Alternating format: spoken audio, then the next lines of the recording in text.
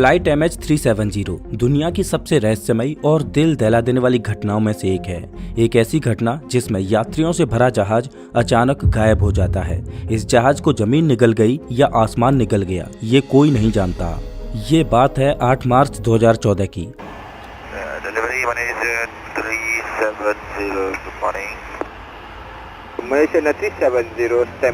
Malaysian airline की एक flight MH370 रात के 12:42 पर कोलालंपुर से उड़ान भरती है और अगले 5.5 घंटों में इस फ्लाइट को बीजिंग पहुंचना है। ये फ्लाइट इस रूट पर आमतौर पर चलती रहती थी। इस प्लेन में कुल 239 लोग सवार थे, जिनमें 227 यात्री थे और 12 क्रू मेंबर्स। इस फ्लाइट के कप्तान हैं जहरी अहमद शाह, जो कि एक अनुभवी पायलट हैं, जिनको 33 सालों का फ्लाइट उड़ाने का अनुभव है। और इस फ्लाइट के को पायलट हैं फारिक हामिद, जिन्हें फ्लाइट उड़ाने का 7 सालों का अनुभव है। रात के 1:08 पर ये फ्लाइट मलेशियन कोस्ट लाइन को पार करते हुए साउथ चाइना सी के ऊपर पहुंच जाती है। ये फ्लाइट जमीन से 35,000 फीट की ऊंचाई पर पहुंच जाती है। ये फ्लाइट अभी भी कोलालंपुर के ATC के संपर्क में है। सब कुछ नॉर्मल चल रहा है और रात के 1:19 पर यह फ्लाइट वियतनाम के एयर स्पेस में प्रवेश करती है और ये फ्लाइट वियतनाम के हो ची मिन ATC के संपर्क में आ जाती है।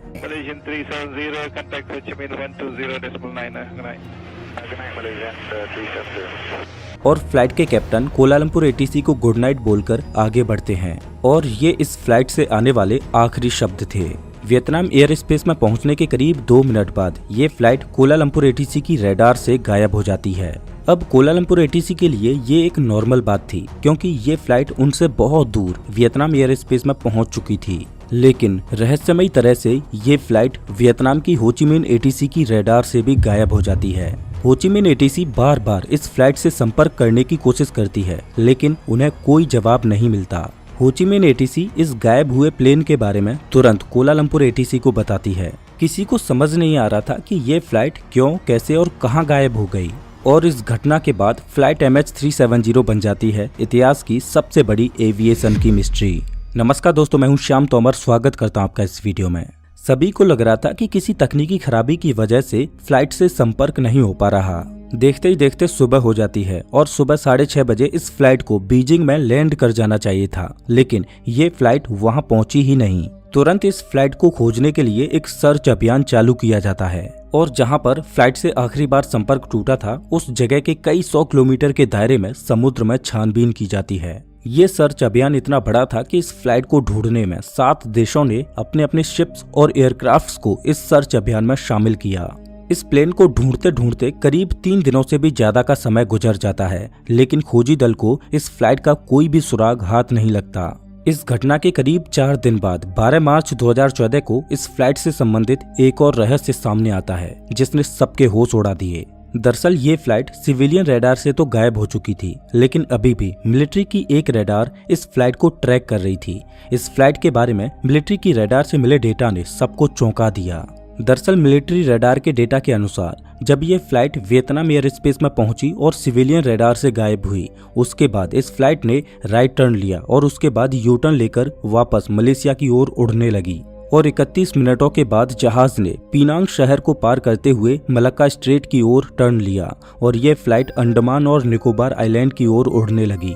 रात के 2:22 तक मिलिट्री की रडार ने इस जहाज को ट्रैक किया। उसके बाद जहाज मिलिट्री की रडार की पहुंच से भी दूर निकल गया। अभी तक जिस जगह पर प्लेन को ढूंढा जा रहा था, वहां तो कोई प्लेन था ही नहीं। इस घटना ने अब एक नया मोड़ ले लिया था। आखिर ये प्लेन कहाँ गया? इस प्लेन को जाना था सीधा, लेकिन इसने यू टर्न क्यों लिया और ये इंडियन ओशियन की ओर क्यों पहुंचा? और मिलिट्री रडार से गायब होने के बाद ये प्लेन किधर मुड़ा? सवाल अनेक थे, लेकिन जवाब कोई नहीं। अब खोजकर्ताओं के पास एक और बड़ी चुनौती थी, इंडियन ओशियन के एक बड़े भाग में सर्च अभियान करना। जो रेस्क्यू टीम अभी तक प्लेन को गल्फ ऑफ थाईलैंड और साउथ चाइना सी में ढूंढ रही थी, उसने अब इंडियन ओशियन के इस भाग में प्लेन को ढूंढना शुरू कर दिया। कई दिनों तक खोजबीन करने के बाद भी इस एरिया में भी प्लेन का कोई अता पता नहीं चला। इस प्लेन की गुत्थी को अभी तक कोई समझ ही नहीं रहा था कि कुछ दिन बाद इस कहानी ने एक और नया मोड़ ले लिया और सबको हैरान कर दिया। अगले कुछ दिन बाद पता चलता है कि ये प्लेन अपनी यात्रा के दौरान बार बार एक सैटेलाइट से कांटेक्ट करने की कोशिश कर रहा था। दरअसल ये बोइंग 777 जहाज था जिसमें सैटेलाइट से ऑटोमेटिक कम्युनिकेट करने की तकनीक थी। इस जहाज ने हर 1 घंटे के बाद इनमार्सैट से संपर्क करने की कोशिश की। इस सैटेलाइट डेटा को डिकोड करने के बाद पता चला कि जब ये जहाज मिलिट्री रडार से गायब हुआ उसके बाद इसने एक और टर्न लिया और अगले 5 घंटों तक इसी दिशा में लगातार इंडियन ओशियन के ऊपर उड़ता रहा और इस प्लेन ने सुबह 8:19 पर आखिरी बार सैटेलाइट से संपर्क बनाने की कोशिश की। इन्वेस्टिगेटर्स ने जब सैटेलाइट के कॉम्प्लेक्स डेटा को एनालाइज किया और जहाज की स्पीड और उसमें मौजूद फ्यूल से जब जहाज की मैथमेटिकल कैलकुलेशंस की तो उन्होंने ऑस्ट्रेलिया से करीब 2000 किलोमीटर वेस्ट में इंडियन ओशियन के इस कर्व एरिया में जहाज के होने की आशंका जताई। और इसके बाद शुरू होता है दुनिया का सबसे बड़ा सर्च ऑपरेशन और एक बड़े स्तर पर समुद्र के इस भाग की तहकीकात शुरू होती है, लेकिन इस जहाज का कोई नामो निशान नहीं मिलता। फिर अप्रैल 2014 के बाद समुद्र के ऊपर चलने वाले सर्च ऑपरेशन को बंद करके डीप ओशियन सर्च को चालू किया गया, जिसमें आधुनिक तकनीक से समुद्र के नीचे की मैपिंग की गई और जहाज को सालों तक ढूंढा जाता रहा। ये सर्च ऑपरेशन दुनिया का सबसे महंगा सर्च ऑपरेशन था और लगातार 3 सालों तक इस जहाज की खोजबीन चलती रही, जिसमें $160 मिलियन का खर्चा आया, लेकिन इस जहाज का कोई अता पता नहीं चला और 3 सालों के बाद सर्च ऑपरेशन को बंद करना पड़ा। हालांकि इस प्लेन का तो कोई अता पता नहीं चला, लेकिन इस प्लेन के गायब होने के 1 साल बाद मेडागास्कर के एक आइलैंड पर इस जहाज का एक टुकड़ा मिला जो समुद्र की लहरों के साथ इस आइलैंड पर पहुंच गया। ये जहाज का फ्लैपरॉन था। ये प्लेन का वो हिस्सा होता है जो लैंडिंग के समय काम आता है। जब इस फ्लैपरॉन पर रिसर्च की गई तो इस जहाज के एक खौफनाक मंजर से पर्दा उठता है। एक्सपर्ट्स का मानना था कि जब ये जहाज समुद्र में क्रैश हुआ तो ये अपनी नोज के बल पानी से टकराया, जिससे ये माना जाने लगा कि फ्लाइट 370 को जानबूझकर क्रैश कराया गया था। आखिर इस फ्लाइट को क्यों क्रैश कराया गया था और इसके पीछे किसका हाथ था, इसकी छानबीन के लिए मलेशियन पुलिस ने तहकीकात की तो इन्वेस्टिगेशन के दौरान इस फ्लाइट से संबंधित कई और राज निकलकर सामने आए, जिसने सबको चौंका दिया। पहले तो ये माना जा रहा था कि इस फ्लाइट में शॉर्ट सर्किट की वजह से आग लगी होगी, जिससे प्लेन का कम्युनिकेशन सिस्टम काम करना बंद कर गया होगा। इस वजह से जहाज के कप्तान ने प्लेन को यू टर्न लेकर वापस मलेशिया में इमरजेंसी लैंड कराने की सोची होगी। लेकिन यहाँ पर सवाल ये आता है कि फिर प्लेन मलेशिया में लैंड क्यों नहीं हुआ? तो इसके जवाब में ये माना जाने लगा कि हो सकता है कि किसी टेक्निकल फॉल्ट की वजह से पायलट के कैबिन के प्रेशर में बदलाव हुआ होगा, जिससे कैबिन के अंदर ऑक्सीजन की कमी हो गई होगी और दोनों पायलट बेहोश हो गए होंगे, जिसके बाद फ्लाइट ऑटो पायलट मोड पर चली गई होगी, जिस वजह से वो मलेशिया में लैंड नहीं कर पाए। लेकिन इसके काउंटर में एक्सपर्ट्स का मानना है कि जब जहाज ने पिनांग को पार किया उसके बाद फ्लाइट ने एक शार्प टर्न लिया। एक्सपर्ट्स की माने तो कोई भी जहाज ऑटो पायलट पर इतना शार्प टर्न नहीं ले सकता। तो इसका मतलब ये है कि पायलट ने जानबूझकर फ्लाइट को टर्न कराया और फ्लाइट में कोई भी तकनीकी खराबी नहीं आई थी। शायद हाँ, ऐसा माना जाने लगा कि शायद फ्लाइट MH370 को किसी ने हाईजैक कर लिया होगा और हाईजैकर्स फ्लाइट को अपने कंट्रोल में रखना चाहते थे। इसके लिए पैसेंजर्स के बैकग्राउंड को चेक किया गया तो पता चला कि फ्लाइट में 2 लोग ऐसे थे जो फेक पासपोर्ट के साथ ट्रेवल कर रहे थे, जिससे ये माना जाने लगा कि हो सकता है कि इन्होंने फ्लाइट को हाईजैक किया हो। लेकिन जब इन दोनों पैसेंजर्स के बैकग्राउंड को चेक किया गया तो पता चला कि इनका किसी भी आतंकवाद संगठन से कोई संबंध नहीं है। दरअसल ये दोनों चोरी के पासपोर्ट से यूरोप जाकर वहां सेटल होना चाह रहे थे और वैसे भी इस फ्लाइट को हाईजैक करके आतंक फैलाना एक मकसद था, तो फिर आतंकवादी इस फ्लाइट को समुद्र में क्रैश करवाने की बजाय किसी शहर पर भी क्रैश करवा सकते थे और उन्होंने सरकार से अपनी कोई डिमांड भी नहीं रखी थी। इस वजह से इस हाईजैकिंग वाली थ्योरी को भी नकार दिया गया। तो फिर फ्लाइट MH370 के पीछे किसकी साजिश थी? इसके लिए मलेशियन पुलिस ने दोनों पायलट्स के बारे में तहकीकात की तो फ्लाइट के कैप्टन जहरी अहमद शाह के घर पर एक फ्लाइट सिमुलेटर मिला। दरअसल फ्लाइट सिमुलेटर एक ऐसी मशीन होती है जिसकी मदद से पायलट्स एक रियल प्लेन को उड़ाने का अनुभव करते हैं। किसी पायलट के घर पर फ्लाइट सिमुलेटर मिलना कोई बड़ी बात नहीं है, लेकिन बड़ी बात ये थी कि उस फ्लाइट सिमुलेटर में जो पाथ ड्रॉ किया गया था और उसमें जो कोऑर्डिनेट्स डाले गए थे वो इत्तेफाक से फ्लाइट MH370 के रूट से लगभग मेल खा रहे थे। ऐसा लग रहा था कि जिस रूट से MH370 फ्लाइट गुजरी थी उस रूट पर फ्लाइट उड़ाने की प्रैक्टिस कैप्टन जहरी अहमद शाह अपने फ्लाइट सिमुलेटर में कर रहे थे। इस वाकया ने जहाज के कप्तान को सीधा कटघरे में खड़ा कर दिया अब सवाल ये आता है कि क्या वास्तव में जहाज का कप्तान ही वो शख्स था जिसने फ्लाइट MH370 को गायब करने का षड्यंत्र रचा था? तो इसके लिए इस पूरी घटना को एक बार फिर से गौर से देखना होगा कि कैसे इस फ्लाइट को गायब किया गया होगा। दरअसल कुछ ऐसा हुआ होगा कि प्लेन के टेक ऑफ करने के 42 मिनट्स बाद जब प्लेन वियतनाम एयर स्पेस में प्रवेश किया होगा, तब मलेशियन ATC ने प्लेन को वियतनाम ATC को हैंडओवर कर दिया। लेकिन वियतनाम ATC बार बार कोशिश करने के बाद भी प्लेन के साथ संपर्क नहीं बना पाती।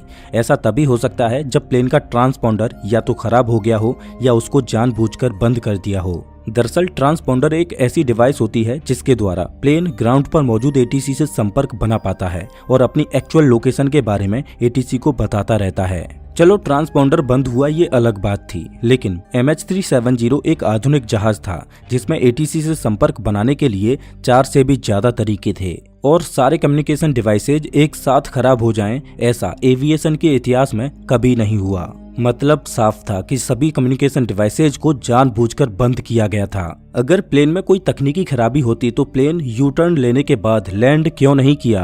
पायलट ने प्लेन को थाईलैंड और मलेशिया के बॉर्डर से गुजारा, जो कि एक इत्तेफाक नहीं था, जिससे थाईलैंड की ATC को ये लगे कि प्लेन मलेशियन ATC के संपर्क में है और मलेशियन ATC को ये लगे कि प्लेन थाईलैंड ATC के संपर्क में है। इस रूट से जाने का मतलब साफ था कि पायलट नहीं चाहता था कि प्लेन की लोकेशन को कोई ट्रैक कर पाए। प्लेन छुपते छुपाते मलाका स्ट्रेट में पहुंचकर एक और टर्न लेता है, जो ये दर्शाता है कि इतनी एक्यूरेसी से प्लेन को केवल एक अनुभवी पायलट ही उड़ा सकता है, वो भी बिना ATC की सहायता लिए। अब आपके मन में एक सवाल आ सकता है कि प्लेन में 2 पायलट थे, तो क्या दूसरे पायलट ने जहाज के कप्तान को ऐसा करने के लिए रोका नहीं होगा? तो इसका जवाब ये है कि जब प्लेन टेक ऑफ करता है तो दोनों पायलट प्लेन के हाई एल्टीट्यूड तक पहुंचने में बिजी रहते हैं। उसके बाद प्लेन क्रूज मोड में पहुंच जाता है। उसके बाद पायलट को कुछ खाली वक्त मिल जाता है। इस खाली वक्त में को पायलट कॉकपिट के बाहर चाय या कॉफी पीने के लिए गया होगा। इतने में कैप्टन ने कॉकपिट के डोर को बंद कर दिया होगा और कॉकपिट का डोर इतना सिक्योर होता है कि उसे केवल अंदर से ही खोला जा सकता है।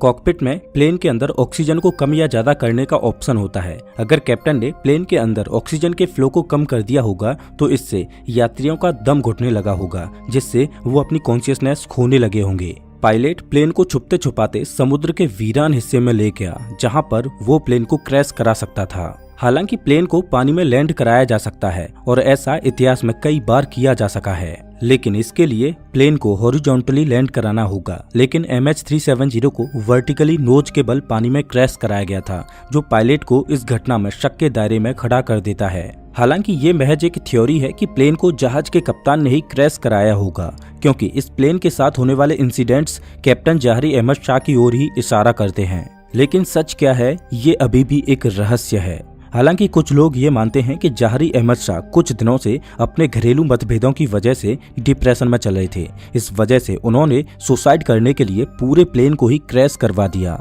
हालांकि इन बातों में कितनी सच्चाई है ये भी कोई नहीं जानता, लेकिन सच तो ये है कि MH370 के साथ 239 लोग गायब हुए थे, जिनका आज तक कोई अता पता नहीं है। MH370 की तरह ही एंडीज की पर्वतमालाओं में एक रूह कपा देने वाली घटना घटी, जिसमें यात्रियों से भरा जहाज पहाड़ की एक वीरान चोटी पर क्रैश होता है। -30 डिग्री सेल्सियस की ठंड में जिंदा बचे लोगों के पास अपने आप को जिंदा रखने के लिए सिर्फ एक ही चारा था, अपने यार दोस्त और परिवारजनों की मुर्दा बॉडीज को खाना। सच में फ्लाइट 571 की कहानी रूह कपा देती है। फ्लाइट 571 की कहानी को आप स्क्रीन पर दिख रही इस वीडियो में देख सकते हो। मैं आपको वहीं मिलता हूँ।